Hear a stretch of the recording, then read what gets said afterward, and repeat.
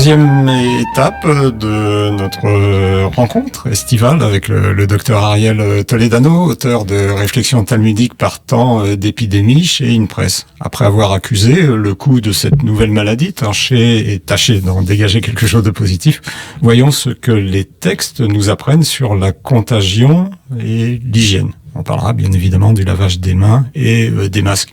Docteur Toledano, les épidémies ont toujours frappé les populations, mais les rabbins du Talmud, un petit peu comme les épidémiologistes, célèbre le docteur Ferguson de l'Imperial College, évaluaient le risque pour une ville même éloignée d'être touchée par une épidémie. Ouais, tout à fait. C'est vrai que j'ai été marqué par ces réflexions des rabbins du Talmud sur les épidémies. On pourra en parler, évoquer, mais j'aimerais dire que c'est vrai que, et ça c'est important à rappeler aujourd'hui, c'est que les épidémies ont toujours frappé les peuples, quelles que soient les générations, quelles que soient les époques. Et si nous avons eu de la chance au XXe siècle, il faut quand même le rappeler, d'être quand même assez préservés, c'est peut-être grâce à la vaccination. Et la vaccination a quand même beaucoup aidé, même si souvent on l'entend, elle est décriée. Je crois que ça a quand même aidé à ne pas avoir des grosses périodes endémiques, en tout cas. Et si je me permets de rappeler, évoquer la vaccination, c'est parce que j'ai été marqué quand je faisais mon travail sur le Talmud par un traité qui est le traité Yoma, où il y a une proposition étonnante d'un rabbin du Talmud qui s'appelle Rabbi Mathia ben Harash, qui, alors dans le Talmud, dans le traité Yoma, on décrit parfaitement la rage, et vous savez ce que ça a engendré, comme les épidémies de rage. À l'époque de Pasteur, c'était terrible, et c'est grâce à la vaccination, grâce au travail de recherche de Pasteur, que cette maladie a quand même été éradiquée, en tout cas partiellement éradiquée à cette époque-là.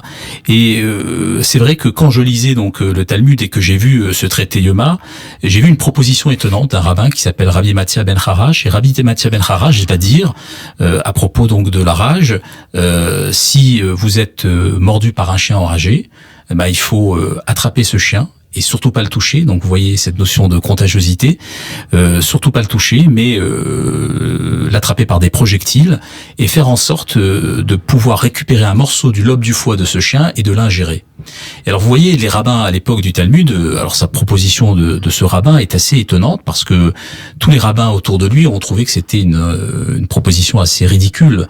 Même Maïmonide dans ses traités de médecine considère que, d'ailleurs dans un traité qui s'appelle le traité des poisons, considère que cette proposition n'a pas de sens. Mais on peut voir dans cette réflexion de faire ingérer un morceau du lobe du foie du chien à celui qui a été mordu, c'est pour moi un début, une réflexion sur la vaccination. Sur l'immunisation. Ouais. Donc c'est quand même intéressant. Et pourquoi j'aime en parler de cette histoire, c'est parce qu'en fait, d'abord c'est une proposition qui est assez incroyable.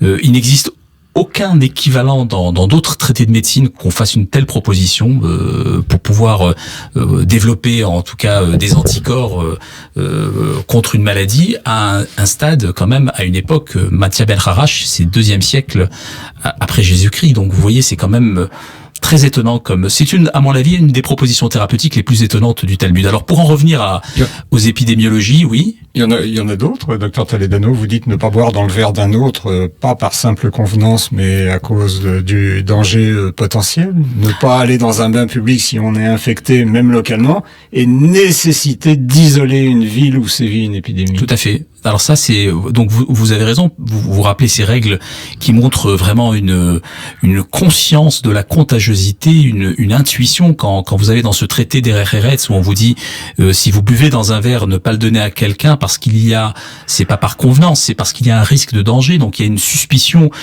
qu'une particule invisible à l'œil nu peut être transmise ou vecteur d'une maladie quelconque. Donc c'est quand même très intéressant et on retrouve ça même dans le texte de la Torah où vous n'avez pas le droit de consommer un animal que vous avez retrouvé mort dans un champ. Et ce qui est intéressant, c'est pas la consommation exclusivement qui est interdite, c'est également le fait de toucher l'animal. C'est la notion de Nevela qu'on retrouve dans les prescriptions mosaïques. Et il y a quelque chose aussi qui m'a beaucoup intéressé sur la notion de contagion. On a beaucoup parlé en ce moment du lavage des mains, mais le lavage des mains, c'est quelque chose qui est très important dans la tradition juive, avec évidemment les ablutions. Mais on retrouve dans, par exemple, un grand homme, un grand commentateur qui est Rachi, qui dit il faut jamais examiner une plaie sans avoir pris le soin de se laver les mains.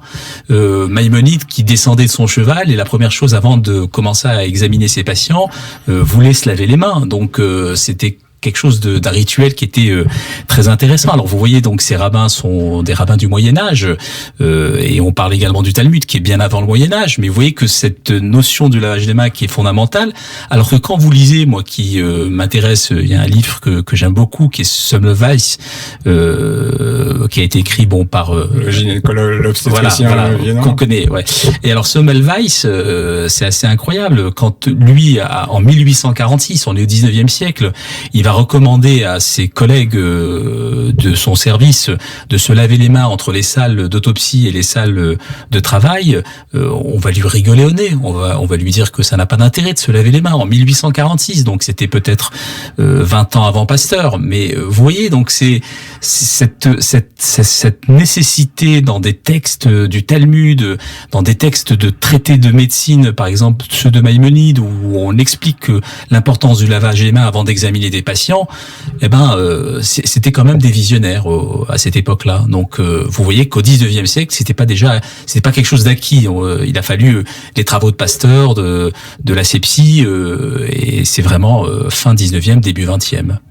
Là, vous parlez du lavage des mains. C'est probablement ce qui restera pendant ou après cette épidémie. On s'est rendu compte de son importance. Tout à fait. C'est quelque chose de fondamental, le lavage des mains, et c'est quelque chose qui, je veux dire, aujourd'hui, moi, je sais plus si j'en avais parlé sur cette antenne, mais j'avais été un petit peu étonné. Je sais plus si elle existe encore, mais il y avait une journée du lavage des mains en France pour les professionnels de santé, et on évaluait. Je me souviens que le ministère avait pour objectif que 80% du personnel soignant se lave les mains. Jusqu'à présent, on avait des chiffres qui étaient aux alentours de 60%. On évaluait la consommation de gel hydroalcoolique dans les hôpitaux pour pouvoir savoir si tout le monde se lavait les mains ou pas. Donc, vous voyez, je crois qu'aujourd'hui, le message est passé, a priori, sur la prévention, sur le lavage des mains. C'est quelque chose qu'il va falloir, évidemment, accepter et vraiment que les choses perdurent, parce que au-delà de la prévention du Covid, c'est aussi une prévention de beaucoup de maladies infectieuses. On peut dire un mot, docteur Toledano, des masques, et accessoirement des tests qui nous ont beaucoup manqué au début de l'épidémie. Vous évoquez le problème du masque qui enlève une partie du visage, alors que nous sommes des êtres très communicants, donc l'importance du mouvement des lèvres, l'importance des mimiques. Et vous citez Lévinas. Vous dites, pour Lévinas, le visage ne se voit pas, il s'entend, l'œil ne luit pas, il parle. Ouais, tout à fait. C'est vrai que ça, c'est un texte que j'ai écrit qui m'a un petit peu drôle, parce qu'au départ, c'est parti d'une réflexion d'une patiente qui disait, mais j'ai ouvert la porte de mon cabinet parce qu'elle sonnait, et je lui dis, vous avez rendez-vous avec moi? Elle me dit, vous me reconnaissez pas? Je lui dis, écoutez, avec votre masque, vos lunettes noires et votre bonnet, non, je ne vous reconnais pas. Donc c'est vrai, je parlais de la difficulté d'examiner, en tout cas d'avoir une impression de l'expression de certaines mimiques du visage. C'est plus difficile. D'ailleurs, les consultations avec masque pour le patient et pour nous, c'est plus compliqué. Tout à fait, c'est plus compliqué. Et surtout, quand c'est des patients qu'on connaît, on sait ce qu'il y a derrière le masque. Mais quand c'est des nouveaux patients, c'est très compliqué après il faut s'habituer à ne pas avoir, à ne pas se limiter au timbre de la voix. Il faut pas se limiter à l'expression des yeux, des rides. C'est plus complexe. Mais c'est vrai que vous avez raison. Le regard aussi est fondamental. Et là, on s'aperçoit que le regard est devenu extrêmement important. Et c'est vrai que je pense souvent à Lévinas avec ces personnes qui portent des masques, parce qu'il disait, le visage ne se voit pas, il s'entend. Et je faisais la réflexion, c'est que dans la période de la révélation, dans la tradition juive, on parle de la théophanie du Sinaï, on disait qu'ils entendaient des voix, Shomi metakolot. Donc Lévinas dit, on entend, le visage ne se voit pas, il s'entend. Et dans la tradition juive, on écoute on écoute des voix. Vous allez même plus loin, je crois, docteur Toledano, vous dites, et tout le peuple vit des voix. Voilà, vit des voix, vous avez raison. C'est plutôt voir des voix que écouter des voix. C'est assez intéressant. L'apparition de Dieu, un message verbal. Voilà. Tout à fait. Nous retrouvons très vite le docteur Toledano, auteur de Réflexions talmudiques partant d'épidémie chez InPress, pour évoquer avec lui la vulnérabilité de l'homme.